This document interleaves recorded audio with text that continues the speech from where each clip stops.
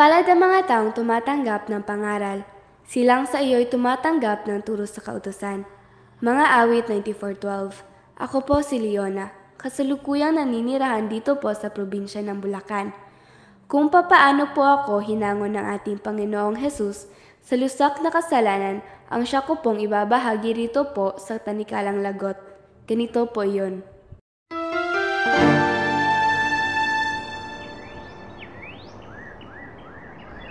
Leona, anak, pumunta ka ng Agusan del Sur. Pupunta po ako sa Agusan? Bakit? May problema po ba?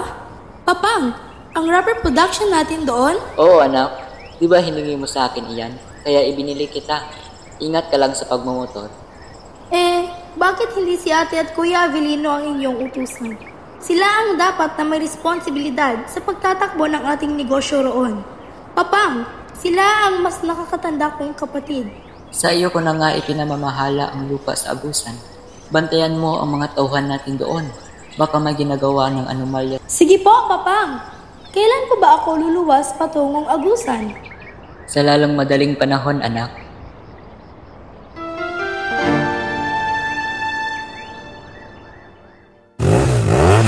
Papang, talaga po bang sa akin ang single na motorbike na ito?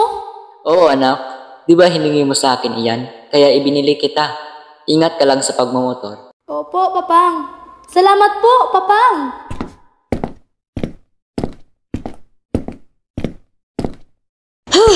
Ikaw, Juniso, sinusunod mo palagi ang lihon ni Leona, kaya lumalaking sutil ang anak mo eh.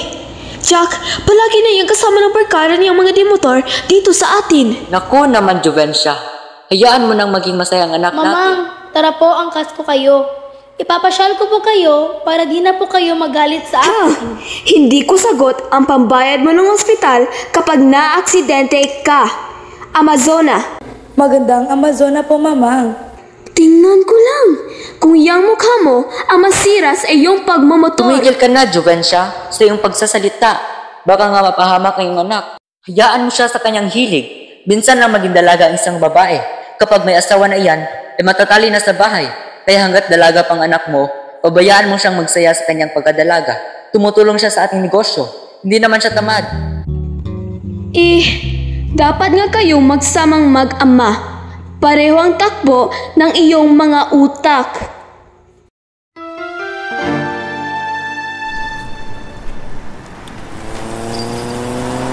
Si Mamang talaga, super sungit. Palibhasa kasi may pagkakastila. Dugo ng isang Kastila na umiiral sa kanya at hindi ang dugong Pilipino. Kaya, katapobre, masungit, pasaway rin. Salamat na lang at hindi ako nagmana sa kanya. Sarap talagang i-drive ang bagong motor na ito. Leona, pastusan natin at matutulin ang mga kasamahan natin. Tayo na lang ang naiiwan sa pagpapatakbo ng motor. Sayang motor mo, bago pa naman. Gusto nilang pasiklaban ko sila sa pagmamotor? Itututo ko na itong silyador. Kumain kayo ng alikabok. Habol! Aya, todo gasolina na ako. Leona! Ha? Sasadsad ako sa buhanginan. Ah! Leona! Leona? Leona? Buhay ka pa ba? Leona! Kumain kayo na ako. Aray ko po ang braso ko. Namamanhid. Buhay pa ako, bruha ka. Tulungan mo ako.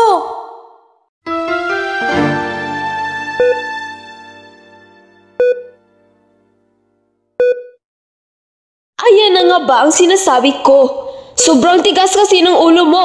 Babae ka? Kaya yan! Aray ko po. Pwede ba?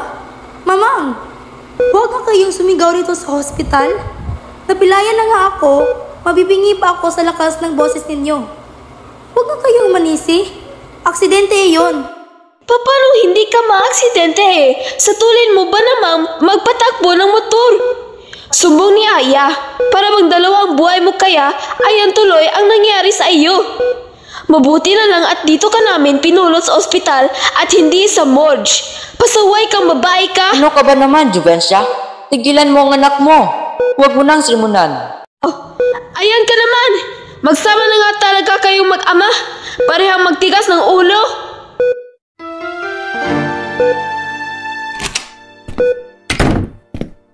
Hahaha, kamusta ka na, Inday Leona? Wala ka ng motor, bali pa ang iyong paa at pasa pa ang iyong mukha. Isa ka pa, Kuya Avelino. Imbis na kahabagan mo ako, inaalaksa mo pa ako. Huwag kang mag-alala. Gagaling din ako. At makapagmamotor pa ako. Makikita mo, aksidente lang ito, Dudong. Wala ka ng motor kasi ebenenta na ni Mader ang iyong motor. Kabatak-batak lang kanina. Ano? Bakit ibinenta ni Mamang? Motor ko iyon. Si Papang ba? Hindi ba niya inawat si Mamang? Hahaha. Kailan ba umubra si Papang kay Mamang? Kailan mo ba nakitang nasunod sa bahay si Papang? Di ba palagi namang si Mamang ang nasusunod? Kaya sorry ka na lang, Inday Leona.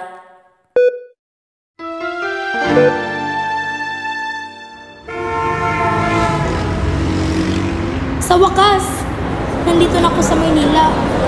Mabuti na itong nagpakalayo-layo na ako. Dito, sarili ko lang ang buhay ko. At wala na Mamang ang makikialam. Kapag may magandang nangyari sa buhay ko, saka na ako babalik sa Agusan del Sur. Ipakikita ko kay Mamang na kaya kong mamuhay na wala sila ni Papa sa aking tabi. Kanila na ang kanilang yaman, sa akin na ang aking kalayaan. Tuloy ka, Leona. Maupo ka. Mr. Tan, bakit niyo pa ba ako ipinatawag? May nagawa po ba akong mali sa trabaho ko? No. Wala akong nakikitang problema sa iyong pagtatrabaho dito sa aking kumpanya. Mabilis kang matuto at masipag ka. Kaya gusto ko ikaw na ang kumuha sa 2 shift. Po? Mr. Tan? Wala kayong reklamo sa aking trabaho? Salamat po. Sige po, payag po ako.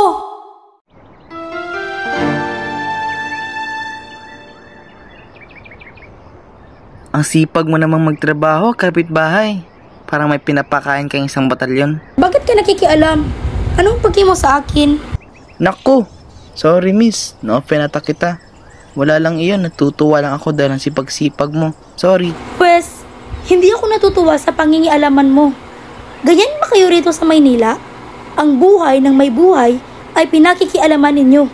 Kasi sa pinanggalingan kong lugar, ang mga tao doon, hindi chismoso na gaya mo. At kung ikaw ay may planong mangligaw sa akin, ngayon pa lang, busted ka na, chismoso.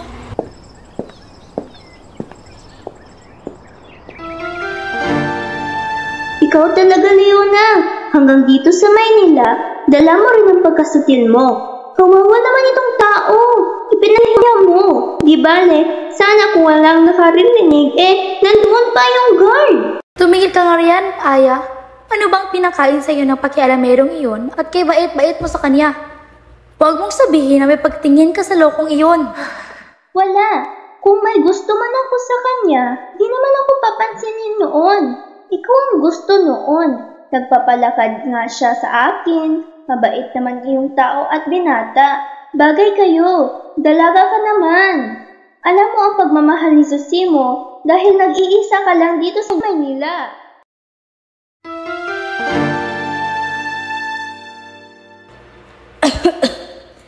Kung kailan masama ang pakiramdam ko, doon pa nawala ang mga bruha. Nahihilo ako.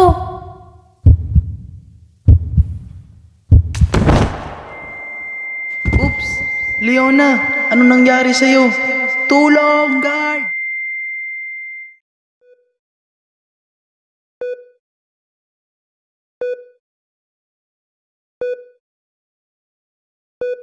Salamat sa tulong mo at nasalo mo ako, Zosimo. Ha? Hindi ka nagalit sa akin, Leona. Mabuti at nandun ako kasunod mo kung nagkataon sa lupa ka babagsak. Alam mo bang inadya talaga ito ng tadhana na sa mga bisig ko ikaw bumagsak.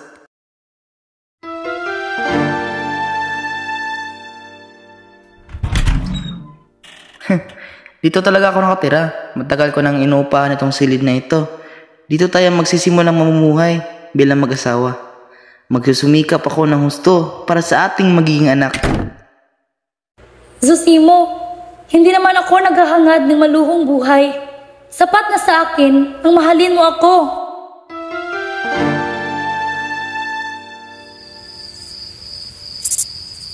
Ano bang nangyari sa iyo, tao ka? At masama pala ang pakiramdam mo? Nagtrabaho ka pa? Sayang rin kasi ang kikitain ko, Leona. Pambili rin ito ng gatas ng anak natin. Mayroon pa naman akong pera doon. Sana magpahinga ka naman. Baka ikaw pa ang mapano. Pwede namang gatasin si Bimbing. At si Dongdong naman ay kanin na lang ang kakainin. Leona, huwag kang mag-alala. Gagaling ako. Pangako ko sa iyo, gagaling ako.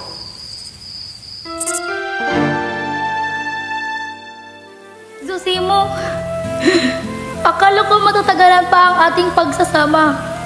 Sabi mo sa akin, gusto mo pang makita ang mga apo mo kay Dudong. At gusto mo pang makita na ikinakasal si Bimbing. Pero bakit iniwan mo na kami? Paano na kami? Ang mga bata, ngayong wala ka na, Zosimo.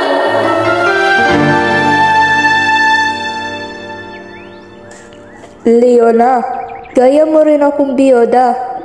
Maliliit pa ang mga anak ko nang mamatay si Sergio ko. Pero, nakayanan ko ito lahat dahil sa Diyos. Siya ang nagbigay sa akin ng pag-asang buhay na buhay, kung kaya't napagtagumpayan ko ang lahat na pagsubok sa aking buhay. Nana Rosa, totoo po ba na may Diyos na buhay? Meron, Leona. Subukan mong dumalo sa Goa sa linggo. Mapapatunayan mong ang Diyos na aking sinasamba ay buhay na buhay. Magtiwala ka lamang sa Kanya. Sinubukan ko pong dumalo sa simbahan na kung saan dumadalo si Nana Rosa. At totoo nga pong buhay ang Diyos na kanilang sinasamba roon. Maraming himalang ginawa ang Diyos sa aming mag-iina. At kailanman, hindi niya kami pinabayaan sa gitna ng aming kahirapan sa buhay. Palagi may tugon ng Diyos. Purihin po ang ating Panginoon.